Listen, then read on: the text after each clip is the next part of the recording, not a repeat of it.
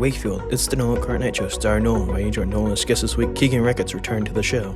And now, ladies and gentlemen, here's Nolan. And welcome back, ladies and gentlemen, to another edition of the podcast. And as I've done recently and previously, we are welcoming back on a previous guest from many months ago after his big-time season this year, although it may have ended early to their standards. It was a big success, once again dominating the conference and making it to the Big Dance tournament. He is the one and only from South Kingstown, Keegan Records. Keegan, how's it going? I'm doing well. Thank you for having me. Of course, before you become too big and you're walking the stage at the draft, sooner or later, I had to have you on again. Now, from my perspective, keeping track to a certain degree or keeping the loop as best as I could and, reading online the schedule, whatnot, I can tell on how good of a year it was. But from your perspective, although it may have ended to a perspective a little prematurely, how has it been this year for you on the team? Yeah, it was a really good year. It was a fun year. Really enjoyed it. Just all the guys and the coaches. Just a fun year all around. Obviously, it's a lot of fun when you're winning. So yeah, that's the main part. But yeah, like you said, obviously we wanted to make some noise in the tournament. We just don't. When we get there, we want to win. We just don't get there to get there. But yeah. So beginning of the season, non-conference was a little rough for us. It wasn't non-conference didn't go perfect, but then we got into Patriot League play, and we started to play well. Started to all come together, and we dominated that league and then made it to the Big Dance. But yeah. I mean, I think, going on a 15-16 game win streak is pretty dominant if I do say so myself, which I want to ask you about. When you end the regular season like you guys did, win the conference tournament again, and then get matched up against a team like Wisconsin or the year prior Arkansas, what's the first thought but also mindset leading up to that game? Because obviously that's a whole nother level compared to the Patriot League. Yeah, definitely. They've teams like that. Those higher major schools have a lot of guys that have a lot of talent, and you just try to match up the best you can. Try to find ways. Try to create a good game plan that we think will work the best. If we have to change our defense, change our offense, whatever it happens to be, try to adjust in whatever ways, and try to just put together the best game plan. But yeah, teams like that have a lot of talent, and I think on our team we have a lot of talent. We have a lot of good. We play team defense really well, which I think helps against talented groups like Wisconsin and Arkansas. So.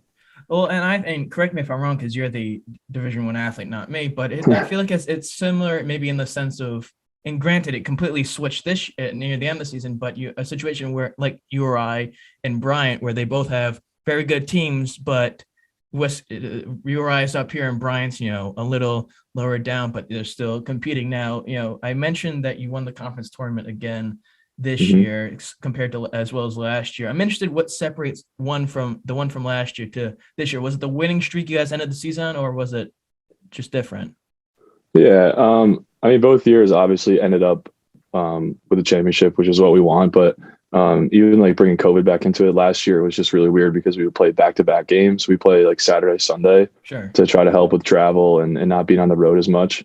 So, that was obviously different. And this year we did have some games get canceled for COVID. Like all of February, we played basically every other day. Just other teams, not on our end. Other teams got COVID.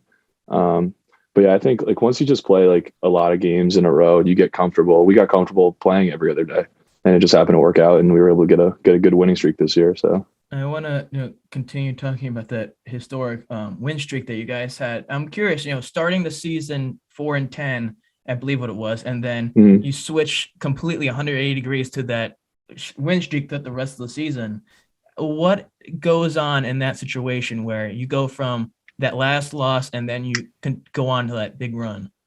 Yeah, I would say we did struggle a little bit of injuries. A couple of our guards, Nelly Cummings and Oliver Lynch Daniels, at the end of non-conference play, they were both injured, in and out.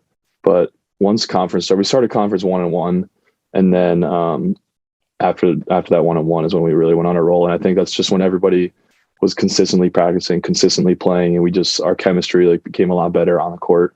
We're all really close off the court, so like that's we get along really well. And then on the court, everybody was injury free, and things start to really roll. So, well, and it's similar, I would think, in the sense of URI now. I don't know how much, being that you're busy playing and going to school at Colgate, where the URI women's team this year had a win streak of 10, 11, 12 games at one point. Yeah. And then near the middle of the season, then at the end, they sort of peter off and the expectations they weren't what they were supposed to be. And from my perspective, as a fan of college basketball and sports in general, I feel as though it might have been maybe a little mental stress to continue that and worrying about continuing that. Because then if you're not that level, then people lower their expectations. And then when it finally stops, it's sort of like maybe a sigh of relief. For you specifically, or maybe not you specifically, but the team, if you could share what that mindset is like while you're in the middle of that stretch where you're winning all these games and you're trying to continue to stay at that level and not fall off where it hurts at the end of the season. Yeah. So once we got like 5, 6 in a row, everybody's like, all right, like let's just keep it going, keep going day in, day out, go to practice and just keep the win streak alive. And I think the regular season, everybody, you go into the game and you're like, all right, let's keep this streak alive. But I think in the postseason, when you go into that game, it's just win or go home. It's like you don't have an option. So I think it definitely changes in the postseason as like the pressure builds. You're not thinking about, oh, we don't want to break the win streak. You're thinking, I don't want our season to end. So I think so obviously pressure builds in the postseason, just with that. But I'd say, yeah. Is it harder near the end of the season to continue that and compared to when you're in the middle of that? So then you're going to the NCAA tournament. I would say. I don't know if I would just say that there's a lot more pressure. Sure. I think is the word I would use. It's just like you go in and it's either, all right, guys, we win and we keep the streak alive, or we lose and you don't check off that championship that we wanted. So I think it's just everybody had that in the back of their mind, and then once you get on the court, once you get in between the lines, like playoffs, no playoffs, like everything kind of calms down and you realize like, all right, like let's just play our type of basketball and keep going. Now I know you played a lot of games this year, so they may sort of trickle into each one, but there are 3 games I sort of want to pick your brain about that you had season. One was the Navy game you played on January 13th, and the AU game on the 5th of February, and then the Holy Cross game. And all 3, I think, games were pretty big for you, both over close to 20 points each game. The Navy game, though, was the first one where you went 25-7 that game. What was the mindset heading into that game, that transferred to the American game between the two? Yeah, that was a game where kind of everything started to go for me. Struggled a little bit early on in the season, just finishing around the rim and just like little jump hooks and stuff. But I think that game gave me a lot of confidence. Just finished at a high clip, and teammates get me the ball in the right spot. I always credit them because we have such good shooters on the team. You have to respect their 3-point shot. So obviously it expands everything, makes my job in the paint a little bit easier. Yeah. But yeah, just teammates found me in the right spot in certain games, and it was really working well in that Navy game. It kind of put me on a little run there. Yeah. And in the Holy Cross game, you had a double-double. Did anything change from one game to the other, or to that game? Nothing really changed necessarily. I would just say just happened to be right place, right time, and things just happened to go my way that night. But nothing crazy changed. Yeah. Now in that situation, obviously, I don't want to say obviously to make it seem like I'm a smartass, but in that situation, that it's pretty impressive to do that at a high level, at a college level, and especially Division I. Is that a situation where you feel accomplished in the sense of you're doing what you're supposed to be doing at a success level, but also a moment where you're like, okay, that's just one game and the next game is more important? Yeah, definitely. Once those 40 minutes end and you get the win, you're like, all right, that was cool, scored whatever, how many points. You're like kind of what we were talking about before, like, all right, like that's another win. I gotta keep the streak alive. You start thinking about the next game. And the next games came quickly this year. Monday, we play Monday, then play again Wednesday. So play Monday, enjoy it maybe for an hour or two Monday night, and then you start thinking about the next game. So I'm also curious, in that situation, what was more important for you, to maintain that win streak or to make sure you're putting in a quality effort in the stat sheet? Yeah, I mean, I want to keep the streak alive and get the championship. Obviously, if I had a couple games where I scored 0 points, and it's fine. Like, yeah, it's just the way the game went, and I'm totally fine with that. And we did win those games. So as long as obviously the W in the win column is the most important part. That's the first thing I think anybody looks at, and then look at a Yeah. box score, or they update their ESPN app, is who won the game. And then after that, you're like, oh, who played well? So it's just all about winning. Now, winning the conference tournament, which each game I believe was 16 plus points spread between your team and the other team, and that Hmm. the auto bid again into the big tournament. How much of importance is that moment where you're playing the conference tournament and then you get the auto bid and then you're going into we're getting ready for the big dance? Yeah, I mean, it's been an incredible experience. So it's like just going in and winning that game, and everybody knows like, all right, that was one of our huge goals for the season, like the biggest goal. And now, but I mean, as soon as you win that game, there's a new big goal, is to beat one of those high major teams. But yeah, it was an awesome experience, and just winning that game and knowing that you're gonna go play in March Madness. It's something like that you like personally, and I'm sure everyone on our team, and even anybody, any little kid right now playing basketball, watching these games right now, they're like, oh, like I want to Yeah. play in that. So like just winning that game and getting there is awesome. And it's present in, I'm sure, any conference, any even in the NCAA tournament, you see St. Petersburg, I think that's the name, Mhm. and they upset Kentucky, and then they continue to go on this run, and anything can happen. You always think, oh, my bracket's going to be great here, and it's going to be fun, and then you Yeah, see 3% are only opened after the first day, and then 1.3 the following day. In a conference tournament is similar, I would think, where anything can happen. The one seed can lose to the bottom seed. How do you, when you're in that moment, when you're playing a tournament where you've done successful the year prior, and then you're coming back into it as the favorites, how much confidence do you have, not just in yourself, but as the team, that you're going to run through it again and then you're going to make the big dance? yeah. I think we were really confident as a team, going into it, because we knew we could win in different ways, and like you said, it can go either way. A one seed could lose to an eight seed. Like that's just the way it could happen. And if the one seed has a bad shooting night, that can easily happen. But I think we were confident because if our shots are not going in at the clip that we want them to, like we can try to just switch it up for a little bit and try to go inside out, and just try to change up the game plan. But yeah, I'd say we had a lot of confidence in our team all around. Even if things aren't going our way in a given night, we'll just battle and just try to chip away and try to get the win any way possible. I mentioned it a few seconds ago where the difference of score was at least 16 or more points in each of the Hmm. conference tournament games. What does that say about your team this year that maybe is different than the years past that you've been on this team? Yeah, I think something that goes into those spreads is just the streak we've been on. So I think people look at it and say like, oh, they've been really hot. They beat this team twice. They beat this team once already. Um, but all those other teams are really good teams, and we had a challenging game in the championship against Navy. They battled back. We got off to a good start. They battled back, but still a great team with the guys with a lot of talent. But I would say, just looking at like our streak, people are like, oh, they're gonna win by 20, Sure. but it's you got to Yeah. battle, and it's not that easy. But Now, I'm curious, and this sort of alludes to the next question, and one of the last ones I have here.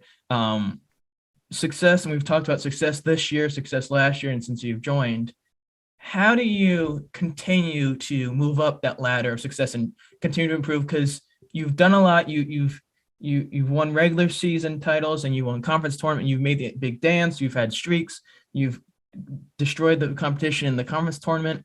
How do you continue to rise, not just from a personal vantage point, but then also as a team? Because I'm sure that's challenging to say, well, what can we do next?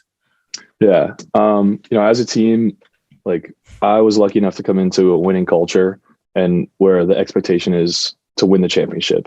And I think we have some of the guys in the team right now, and some of the guys last year didn't have that Sure. opportunity, so they had to basically build it, and build the winning culture, and build getting to the championships, and then winning the championships just one step at a time. And I think a lot of the guys on the team right now, my grade below me, grade coming in, just everybody has an expectation that we need to win championships.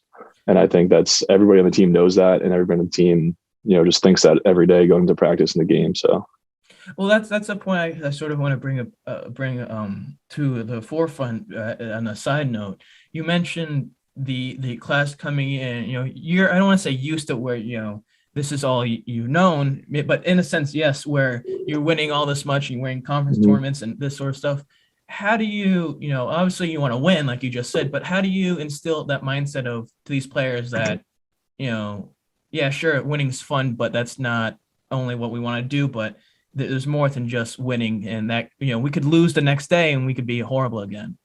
Yeah, I think that's something we talk about all the time is what it took to get here, and the guys that have graduated 2 years ago, everything they did to help get us here. But like I said before, like if your shot's not going in on a certain night, your season can end. Yeah. And but I think everybody is start. I think the guys in the team right now understand that. I think we do a good job of conveying it to each other that we have such high standards, and we plan on keeping those standards no matter what. And just try to do everything we can. And obviously, no one knows what it's going to look like next season. Sure. We'll get a couple of practices under our belt next season, and then we'll start to figure it out, get a feel for each other. But that expectation doesn't change of where we want to be at the end of the season. I think it says like a lot about our team, a lot about our guys, is everybody just wants to win. So, well, that's what I want to talk about. And before the final segment here, with the success that you've had, and as I mentioned, and you've said, and people know about how the season may have ended a little sooner than anyone had wanted. But what happened this year foreshadow for next year, and what you want to get done? Yeah, like I said, everybody wants to be back in March Madness, and once we get there, we want to win. It's a lot of fun to get there, and it's a lot of fun to win the Patriot League championship. But when we get there, we want to win. We want to make noise, and we want to put Colgate on the map and just make it, a bigger name, basically, and try to build something like really, really special where we can make a deep run. Is what we wanted to do. So once we get there, we get a taste for it. But it's a lot of fun. Yeah. But no one wants to walk into the locker room after the game and lose. So everybody wants to get there, and we want to win. But obviously, going into next season, the first thing on your mind is just try to be regular season champions, sure, and then tournament champions, and then win a game. And so it takes step by step. But yeah, I think everybody has a good idea of what we want to do. Now, maybe this is more, geared towards your coach, who I don't want to say give a better answer, but he may be the better person to ask. And I don't know if you have the extra year of eligibility from COVID, but seeing as next year is you're probably your last year, seeing that you guys have dominated, as we've alluded to, dominated in the conference. Would you ever like to see the team move to a conference? I don't want to say better, but that has teams that are a little higher up in terms of a game score, where the conference games aren't double-digit points. Yeah, obviously that's like kind of out of our hands, and I think we kind of look at the non-conference games as an opportunity to show what we can do against those higher major schools, sure, or just different conference schools. If we played a really good team in Vermont this previous year, who kind of runs through their league. But we take those opportunities and just try to prove that like we're a really good team. Patriot League, outside the Patriot League, we beat Syracuse this year, which was pretty awesome. But we want to win at a consistent level, and against any team that's put on our schedule. I think we all just want to win and prove that we can be a good team. And then when Patriot League comes around, we just try to keep winning. And every team that is put on our schedule any day, we just want to go out there and win and play 40 minutes of good basketball. Sure. So. Well, those games against Syracuse and, Holy Cross or Navy, or whoever it may be, I'm sure, and correct me if I'm wrong again, that those are the games that you sort of measure yourself after the conference play and after the tournament to see where you line up in terms of NCAA tournament teams that you're playing. Yeah. So obviously, like I said, we were 4-10, something like that, start season. So non-conference did not go the way we wanted it to go. Even, got a win against Syracuse. That was fun. That was cool. But, winning only 4 out of 14 games just didn't sit right with us. Sure. So, we kind of just got to look yourself in the mirror and say like, all right, you're going to fold and then call it a season, or you're going to go win 15 games in a row and win the Patriot League championship. And we did it. And I think playing against those higher major teams at the beginning of the season does give you like a little bit of a sense of where you are and how you'll play against those other teams. But once you get to the NCAA tournament, all the matchups and teams are different. So, we got there and obviously played Wisconsin, played them a close game, but didn't go the way we wanted. Well, I think And I think that in your, it's different with URI, where URI has had, not the best of luck the last years, at least the men's team. And you see a lot of these players leave because they want to go this way or that way for whatever reason is. I'm not going to digress on that. And for someone like yourself who's been here all the years you've been here, and you faced a 4-10 losing streak at the beginning of the season, then you come through and you're still here and you're ready to rock on next year. It speaks to your vision and your drive for the game. Now, what I want to end on this is the one-word challenge, and I believe I did this last time you were on here, where my guest, this time being Keegan Records, does his best to say a word or two or sentence that best comes to mind. Where here's these 4, 5, or 6, maybe 7 words that have some relation to him. So, are you ready? I'm ready. Matt Langell. Great coach. Cotterell Court. Great environment. Great fans. Patriot League. Our league. Auto qualifying bid. One of our goals and something we accomplished this year. And last but certainly not least, junior forward Keegan Records. Fun basketball player. well, my dear friend, I want to say thank you very much for taking the last 20 or so minutes to do this with me. It means a great deal, especially, and it shows that person you are to respond back in a fast manner and say, yeah, I'll do this, no problem, especially being that, you're a Division I athlete and your schedule is very busy, whether it's in season or out season. So I appreciate your time.